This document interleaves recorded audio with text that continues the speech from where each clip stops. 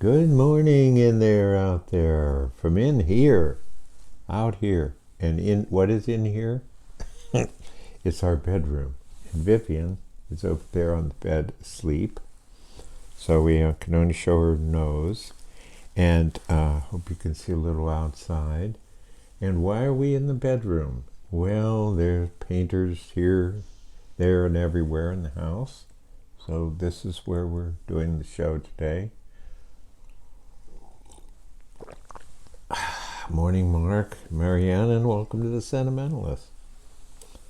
I'm wearing this hat. David James gave it to me for Christmas.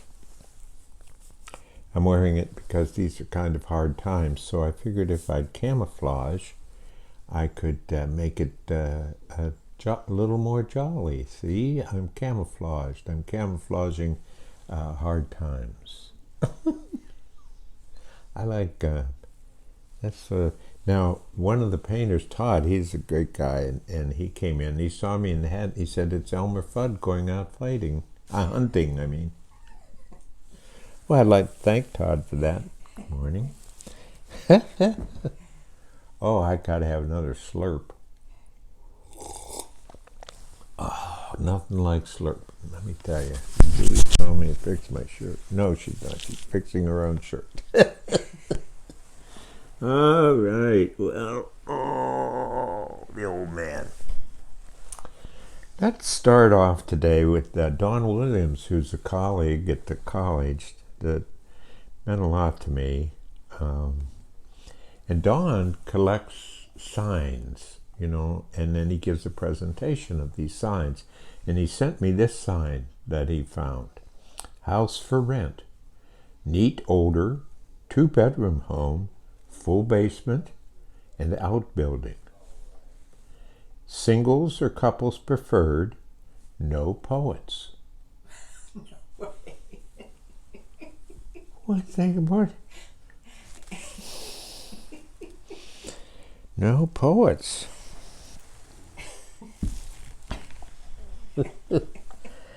Thank you, Don. And David gave me this, which, see, it's like this, and it holds my book, and it weighs 116 pounds. But we're enjoying it, as you can tell.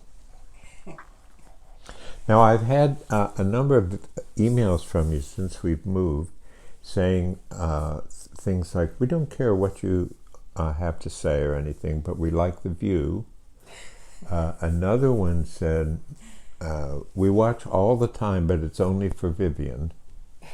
So, just tune out right now because she's asleep. It's adorable. She's on the bed with her head up on the pillows. She really does that. She's just so good. Slurp. Do I say Happy New Year? I like to say Happy Next Year. It just seems not. Oh well, let's not go there. That's interesting thing I learned this week. That this week was the 80th anniversary of the first doubleheader basketball game played in Madison Square Garden in New York. The wonderful original. I got to see. Any of you get to be in or see the original Madison Square Garden?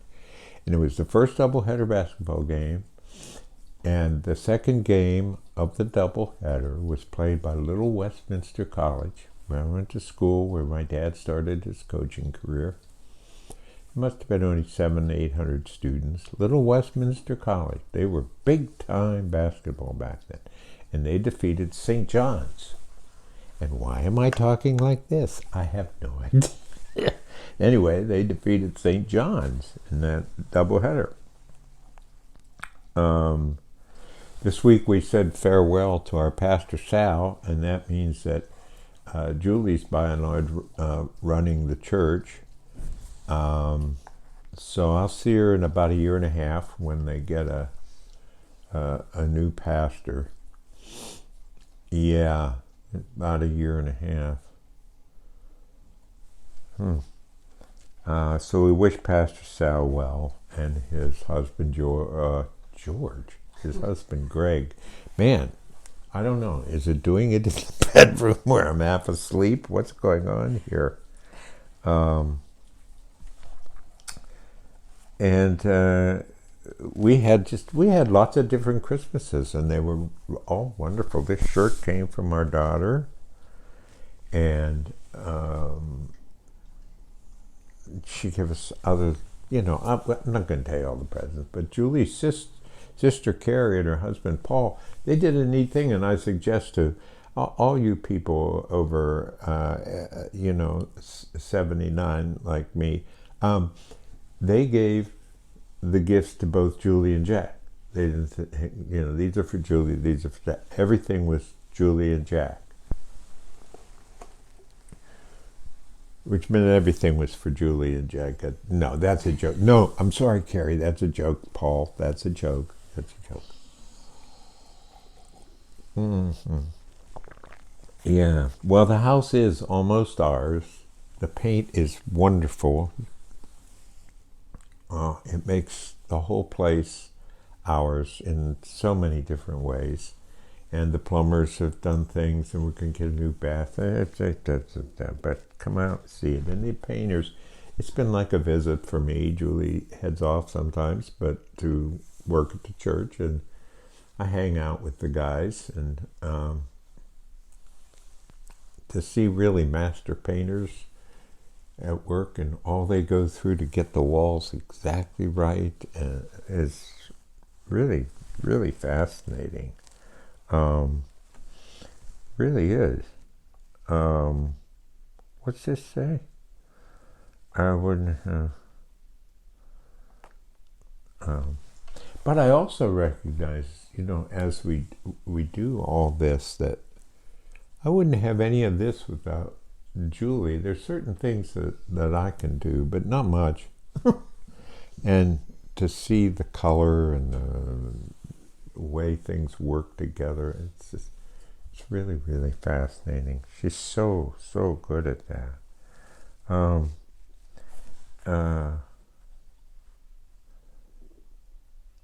You have, I don't know what I'm saying.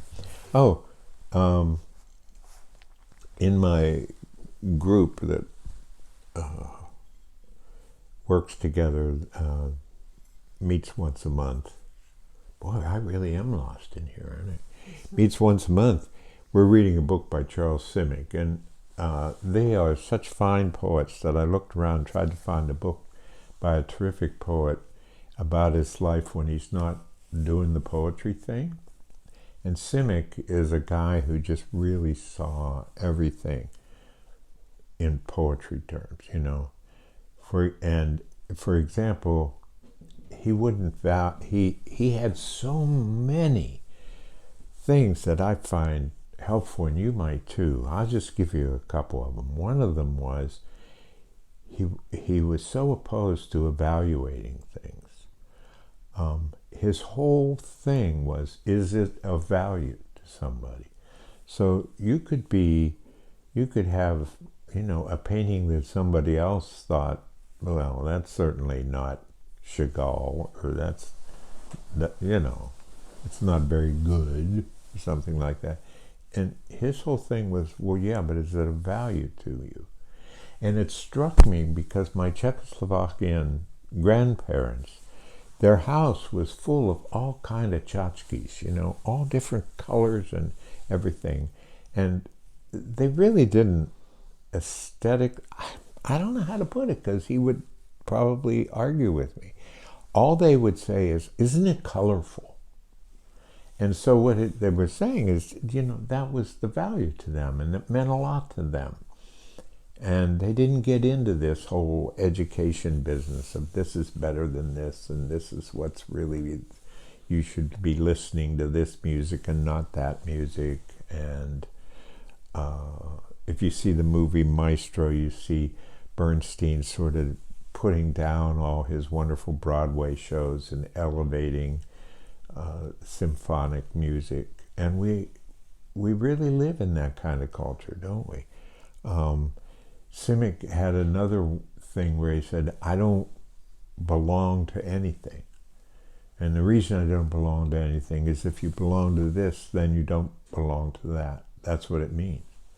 If you're a Methodist, you have to be against the Presbyterians. Now, don't tell me you're not.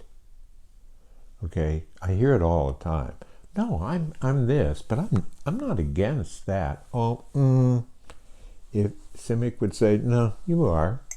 If you join this, you're saying no to what they care about. And he lived his whole life in this incredible way. He said it was because he came through 2 Holocausts. But it's fascinating, and we'll see in a couple of weeks when the group meets what they think of this. I think we need a slurp. That was getting pretty heavy there.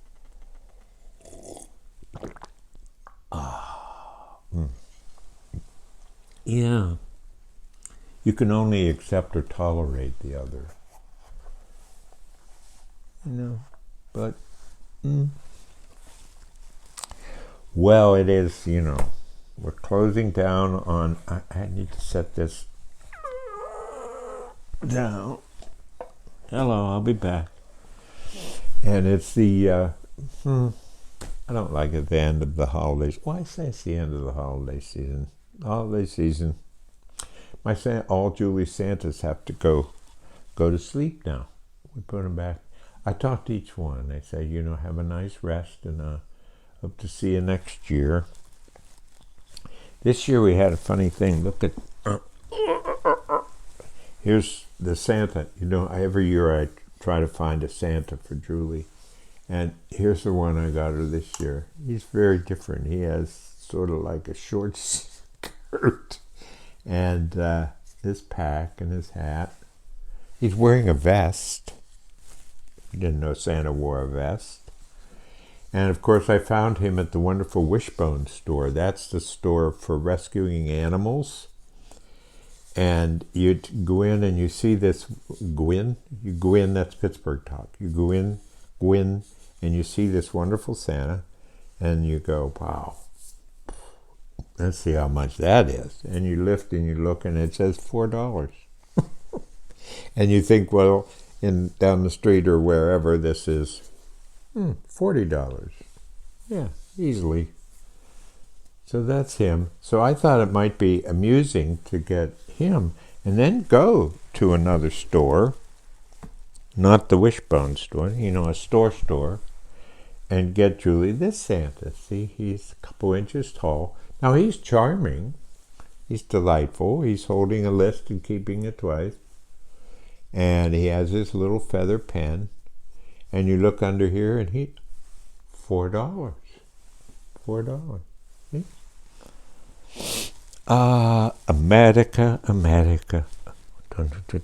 America. I'm reaching again. Hi. Well, yeah, we have a lot of. It's okay to be.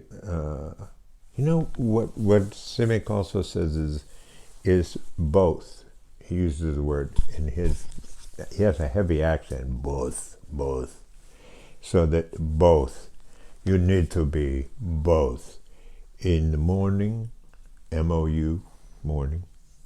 Isn't that a great word, MORNING, because that's the beginning of the day, but also implied in it is the pun, MOURN, the end. It's a wonderful word, morning. Anyway, he would say, you must have both, joy and the other, because you can. But too many people, he would say, just do the grief thing. And in America, people are often afraid to do the joy thing because they feel they look like they don't care, that's not, come on, let's be more complex, huh? Well, I showed you the Santas, so I think the appropriate poem. I hope you've enjoyed the view. Sorry about Vivi. We hope she'll be back next week when the house is all ours. So this is called Putting Away the Santas. Putting away the Santas. And I decided to do it in third person because I thought first person was just a little too me. So we put it in third. Putting away the Santas. He has found one for every year. Some in Christmas stores to keep things in a desperate sparkle all year long. Some in antique shops, some at garage sales. He sets them along the windowsills here in the house they bought and thought would be the first in a line leading to the perfect home. And here we did. Now they can't leave the creek that bends its way through the woods out back. Let's call it a lake, a pond. The morning light slides through the jagged space between these handmade bedraggles in divinity. Their beards flow or scraggle down across their chests, unfurling from their rust-red cheeks. Some raise their arms in unabashed glee. Others are weary, their eyes soft, their hands barely holding on to a bear or a wreath. A few are tiny, a few are tall. One is straight as the back of a Swedish chair.